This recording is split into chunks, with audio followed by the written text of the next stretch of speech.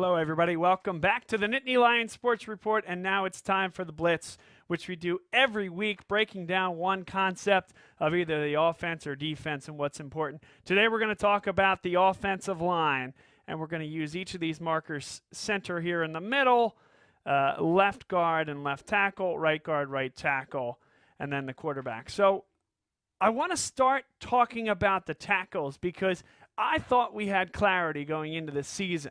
I thought that Rasheed Walker was going to be playing over here at the left tackle position, and I thought that Will Fries was going to be playing over here at the right tackle position.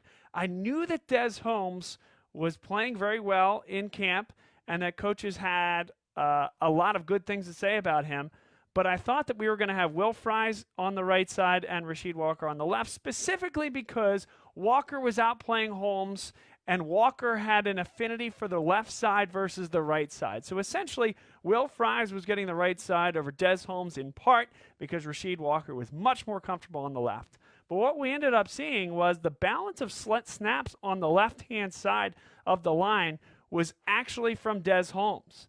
And then we saw Rasheed Walker move over to the right-hand side, and Will Fries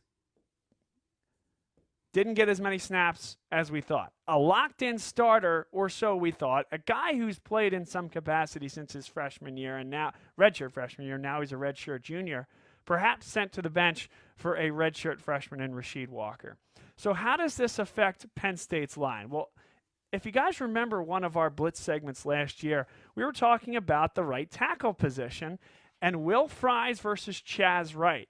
Chaz Wright being a more athletic, big guy that could get down the field and throw blocks when you're running more of that RPO style that they like to run under Ricky Ronnie. But in pure pass protection, it was Will Fries that was the more attractive option at right tackle. Now, for a myriad of reasons, it ended up being Will Fries winning that job. The difference in run blocking versus pass blocking wasn't exactly the same. Will Fries was a much better pass blocker. Chaz Wright really struggled. But now, Des Holmes is a guy on the left-hand side that is very athletic and can get downfield as well as any big guy you're going to see. And Rasheed Walker has many of those same traits. Rasheed Walker, in one of the big runs throughout the game, playing left tackle, they left this defensive end with a direct run into the backfield, which you like to do in an RPO situation because then you're going to make this defensive end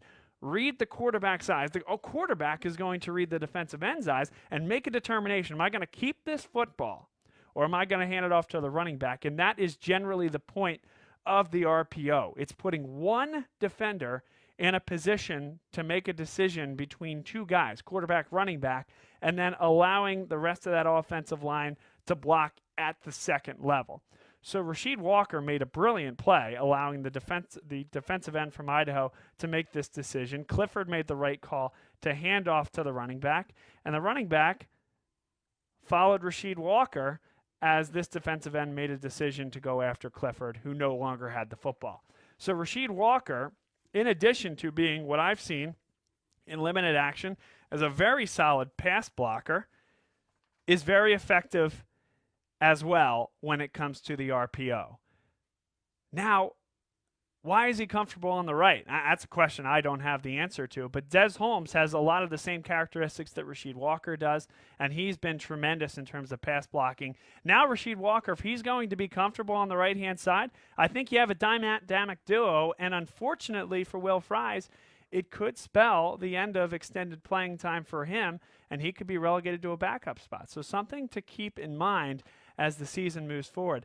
Now let's talk about the interior defensive linemen. Steven Gonzalez, C.J. Thorpe, guys that were penciled in as starters. Mike Miranda, a guy we've heard about for a long time, big name recruit when he came in, now an opportunity to play on this offensive line. He was listed as an or for both the right and left guard position and as the backup center. And we saw him get snaps at each of those positions, but he actually outsnapped Steven Gonzalez and outsnapped C.J. Thorpe.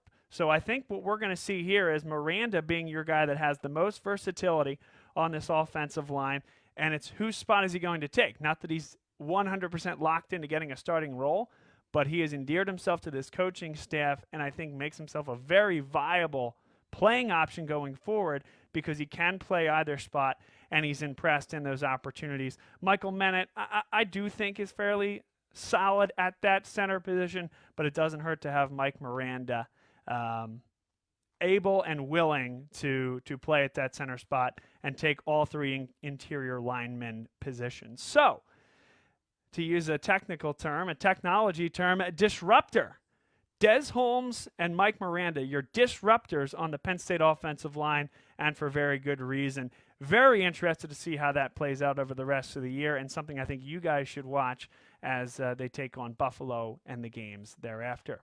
So that's the Blitz. We'll come back. We'll have a quick discussion on the Blitz and get Tyler's thoughts there, and then it's time to bring on our guest picker, Chris Perangeli, who is live in studio, is preparing his picks, and is prepared to delight and amaze. So thanks for being with us.